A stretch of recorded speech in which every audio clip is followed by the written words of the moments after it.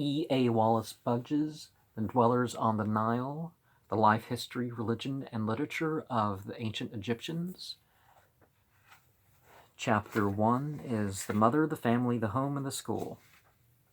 The Egyptian was, in all periods of his history, a lover of his home and family, and the relations between parents and their children were usually of the most affectionate character. His world was the village where his home was, and his kinfolk were the only inhabitants of it that counted in his sight. He regarded sojourning in a strange village or town as exile, and if it had for any reason to be prolonged, as banishment. The same feeling existed in Egypt until a very few years ago. This is an old book, and when young men were drafted into Cairo from Upper Egypt and the Delta to serve in the army, it was no uncommon thing to see a recruit weeping bitterly and cursing the fate that had torn him from his balad, or village, and his father's house, i.e. his mother and his near relations. Now, had it been a war that was religiously sound, that wouldn't be the sentiment, but if it's just for kingdom, like the Bible says, don't fight for your kingdom. Those who fight for their kingdom aren't the followers of Jesus. It's an interesting side note.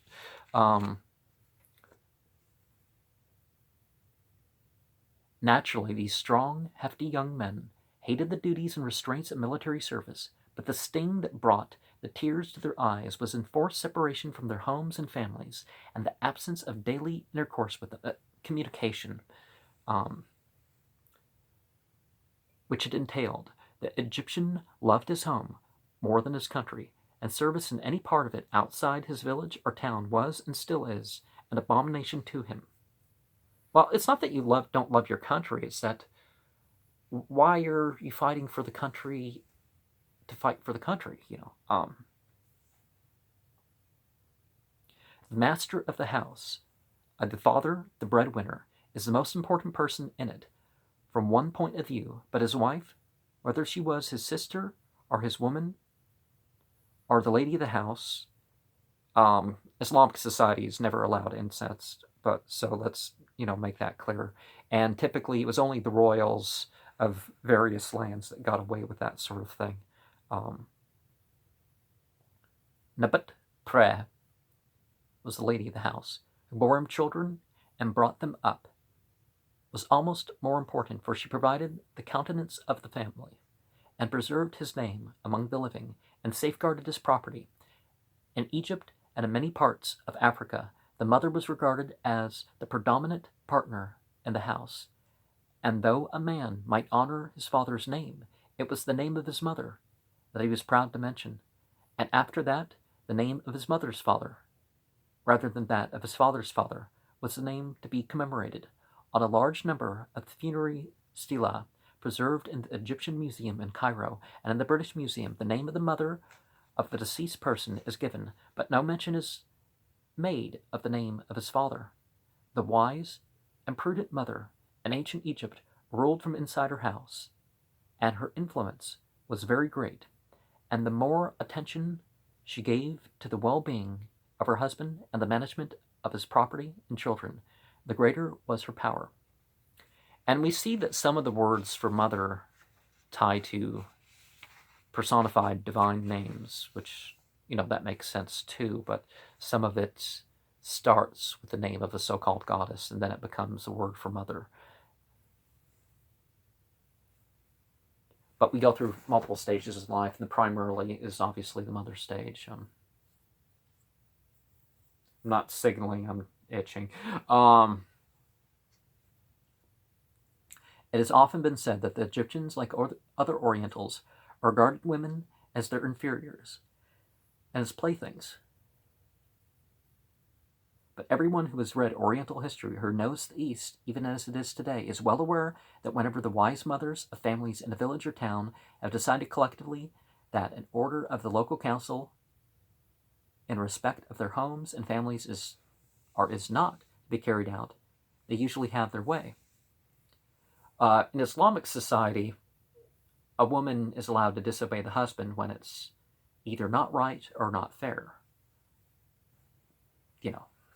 So how much of that's ancient tradition, how much it's whatever. It's a fair principle. Why should anybody have to obey you when it's not right? Why should anybody be unfair to another? Just um, Egyptian women, however well educated, never went about in public as Western women do, or made public speeches on any subject, for such a course of action was contrary to the public opinion, not only of the men, but of the women. There is no reason to doubt that women in Egypt held property in their own names and had money invested in businesses, especially under the New Kingdom, and we know that some learned to read and write the Egyptian language correctly, and some became expert scribes. Princess Nesetemteshru of about 1000 BCE wrote her own copy of the Book of the Dead, and about 1000 of the Common Era, a woman copied the fine Zuche manuscript containing the encomiums on St. Michael to the Archangel, which is now in the British Museum. To found a family and establish a house was held to be the duty of every right-minded man, and the first step towards its fulfillment was marriage. The scribe Annie wrote, "Marry a wife whilst thou art a young man, or perhaps marry a wife who is a young woman, and she will give thee thy son. And if thou begettest a son whilst thou art young, thou wilt be able to train him to become a proper man. It is good for a man to have a numerous progeny, for he will be applauded by reason of his children.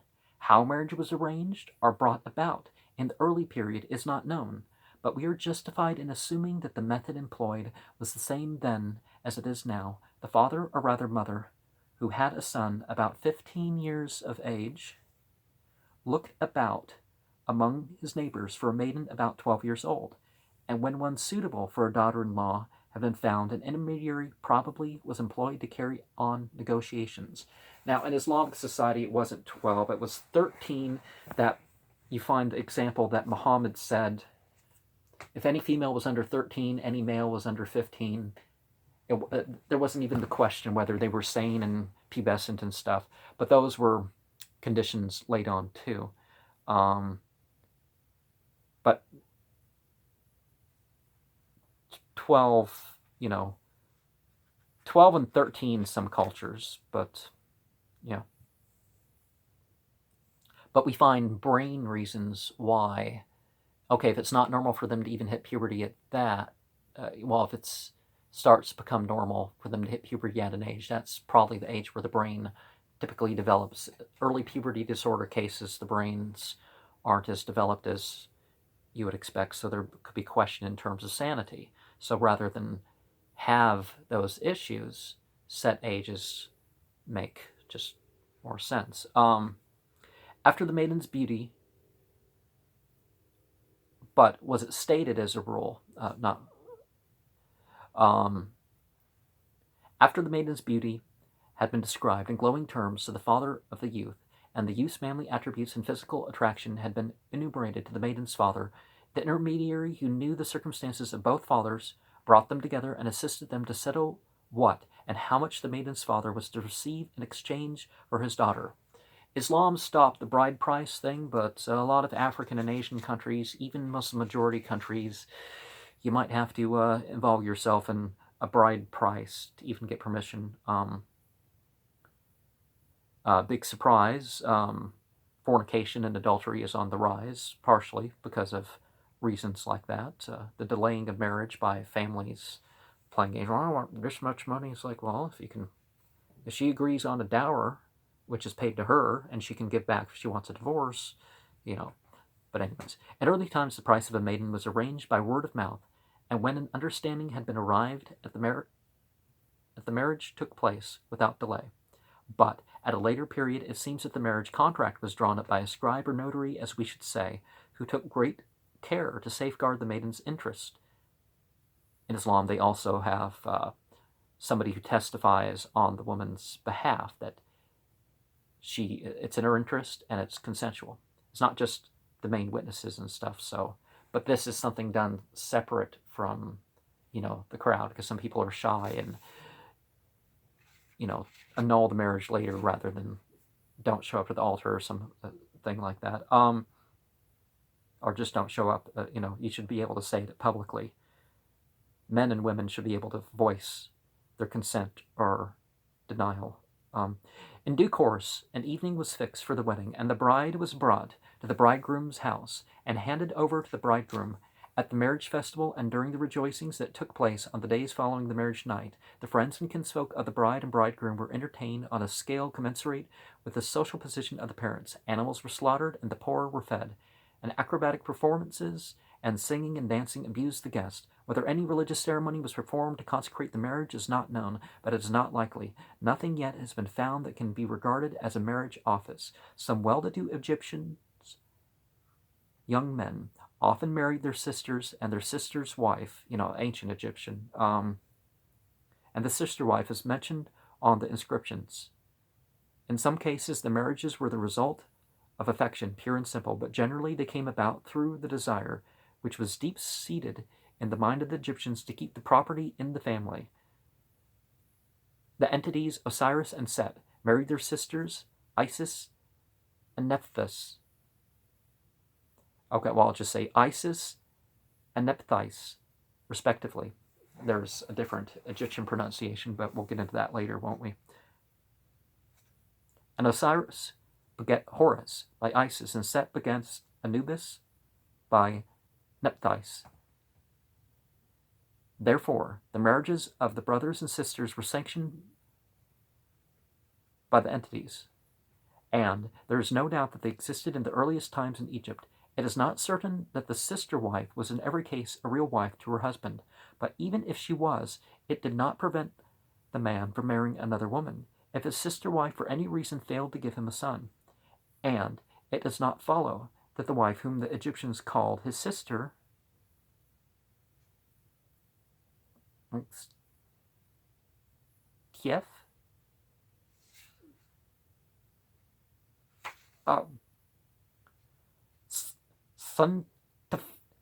Tief Suntief is the word for sister, was really his sister. For the love songs of the Egyptians prove that the lover often called the loved one sister.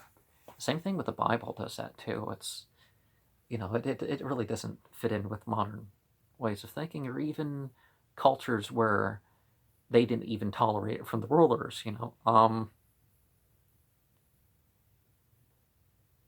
Using the word equivalent of the words beloved, dearest, and darling of the modern Western peoples, the word used for the woman who was a real wife to a man and gave him children was humped.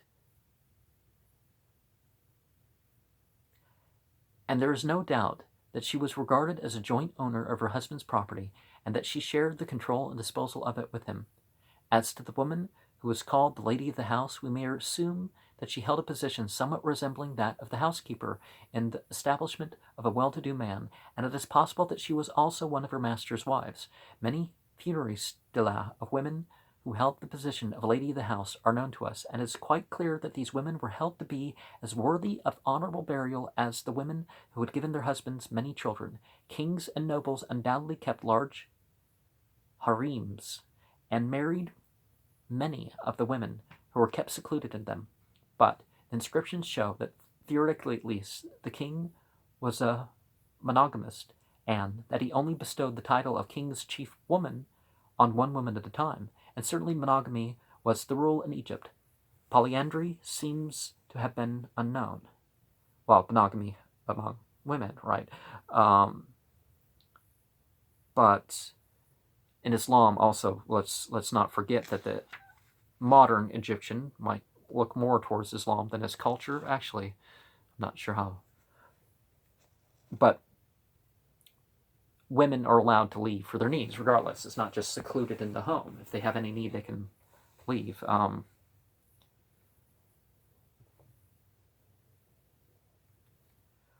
As among all African peoples, the love of the children among the Egyptians was very great, and it was generally held that every man who could afford to keep a wife should marry, and that every woman should give her husband offspring.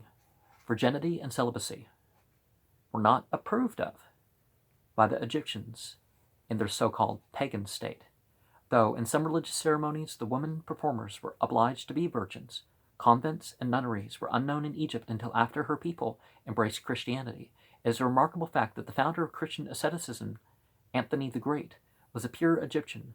So convinced were the primitive Egyptians that every man, living or dead, should possess a wife and concubines, that on the death of a man of wealth and importance several women were killed in order that their spirits might go to the other world and minister to his wants, there as their bodies served them in this world. The bodies of some of the women who were murdered for this purpose at the death or burial of Amenhotep II, about 1448 BCE, may be seen lying on the ground near sarcophagus in his tomb at Thebes to this day.